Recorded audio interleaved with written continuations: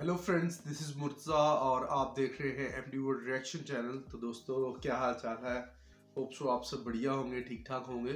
आज की video Delhi Ghaziabad metro को लेके है और ट्रेन सर्विस को लेके है, RRTS जिसका नाम है। और बहुत बड़ा इंफ्रास्ट्रक्चर का प्रोजेक्ट है, एशिया का तकरीबन सबसे बड़ा प्रोजेक्ट है। और देखते हैं कि इंडिया कितनी तेज़ी से जो है वो इंफ्रास्ट्रक्चर में आगे बढ़ रहा है। और रेलगाड़ियों ट्रेन की हिस्ट्री में बहुत ज़्यादा जो है वो इंडिया ग्रो कर रहा है। तो वीडियो स्टार्ट करते हैं, काउंटडाउन स्टार्ट करते हैं, 1 2 3 लेट्स स्टार्ट।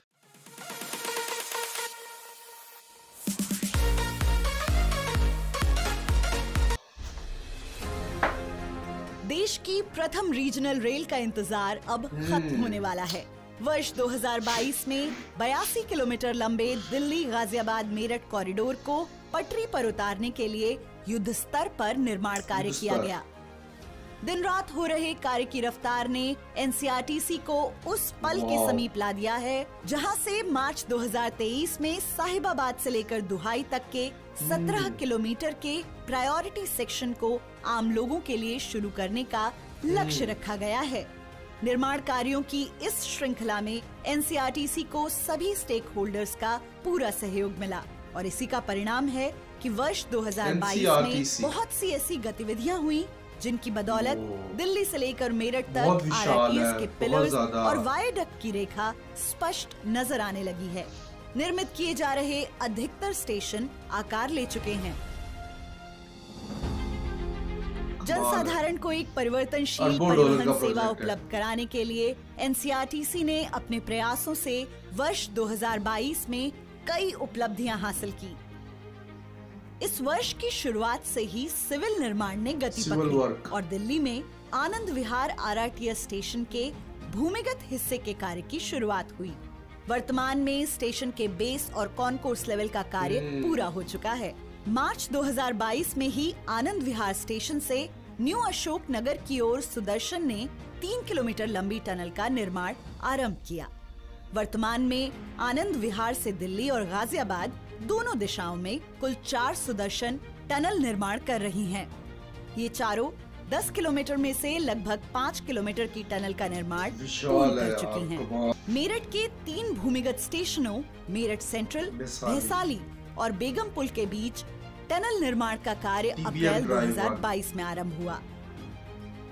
सुदर्शन 8.3 ने लगभग 4 महीने के वक्त में गांधी बाग से बेगमपुल के बीच 750 मीटर लंबी सुरंग का सफलतापूर्वक निर्माण कर RRTS कॉरिडोर का पहला टनल खुशी हो रही है कि इंडिया इसको अचीव कर रहा है। उसके बाद सुदर्शन 8.1 में भैसाली से मेरठ सेंट्रल स्टेशन के बीच 2 किलोमीटर लंबी टनल का निर्माण कर 15 दिसंबर को ब्रेक थ्रू किया। बहुत मुश्किल होता है। मेरठ की सबसे लंबी टनल है। साथ ही मेरठ के तीनों भूमिगत स्टेशनों के प्लेटफॉर्म और कॉन्कोर्स लेवल आदि के सभी स्लैब का निर्माण कार्य पूर्ण कर लिया गया। भूमिगत निर्माण के साथ NCRTC ने एलिवेटेड सेक्शन की चुनौतियों को सफलतापूर्वक पार किया। RRTS कॉरिडोर पर 7 स्पेशल स्टील स्पैन स्थापित किए गए जिनकी वायडक्ट निर्माण में बेहद अहम भूमिका है। सबसे बड़ा 150 मीटर लंबा स्पेशल स्पैन गाजियाबाद स्टेशन पर स्थापित किया गया। स्पैन स्थापना के साथ वायडक्ट निर्माण भी गाजियाबाद में अपनी दुकान है। एक वीडियो, एक मूवी में डायलॉग याद आ गया। किलोमीटर के एलिवेटेड सेक्शन गाजियाबाद में आधे से ज्यादा वायडक्ट का निर्माण वर्ष 2022 में पूरा कर लिया गया। साथ ही पूरे सेक्शन में 75% से ज्यादा पिलर निर्माण भी पूरा किया गया। NCRTC सड़क पर यात्रियों की कम से कम असुविधा सुनिश्चित करते हुए निर्माण कार्यों के पूरा होने के साथ ही पूरी तत्परता से सड़क पर सुरक्षा के लिए लगाए गए बैरिकेड को हटाता जा रहा है। साथ ही पर्यावरण संरक्षा के लिए सड़कों के बीच डिवाइडर पर तेजी से पौधारोपण का कार्य भी किया जा रहा है। सिविल निर्माण की रफ्तार के बीच 7 मई 2022 का दिन NCRTC के लिए बेहद खास रहा। इस दिन गुजरात के सावली में स्थित RRTS के मैन्युफैक्चरिंग प्लांट में पहले ट्रेन सेट की चाबियां NCRTC के प्रबंध निदेशक श्री विनय कुमार सिंह को सौंपी गई। इसके बाद से अब तक 4 ट्रेन सेट दुहाई डिपो पहुंच चुके हैं। इन मेड इन इंडिया ट्रेनों के आने का सिलसिला आगे भी जारी रहेगा। वर्तमान में दुहाई डिपो में इन ट्रेनों की विभिन्न प्रकार की टेस्टिंग की जा रही है। ट्रेन सेट का सफलतापूर्वक टेस्ट रन भी किया जा चुका है। साथ ही LTE कम्युनिकेशन नेटवर्क पर यूरोपीय ट्रेन कंट्रोल सिस्टम प्रणाली के साथ ट्रेन सेट की डायनेमिक टेस्टिंग भी सफल रही है।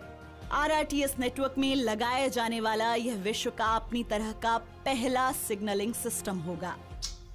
ट्रेन सेट हासिल करने के साथ वर्ष 2022 में NCRTC की सबसे बड़ी उपलब्धि रही कि 17 किलोमीटर लंबे प्राथमिकता खंड में।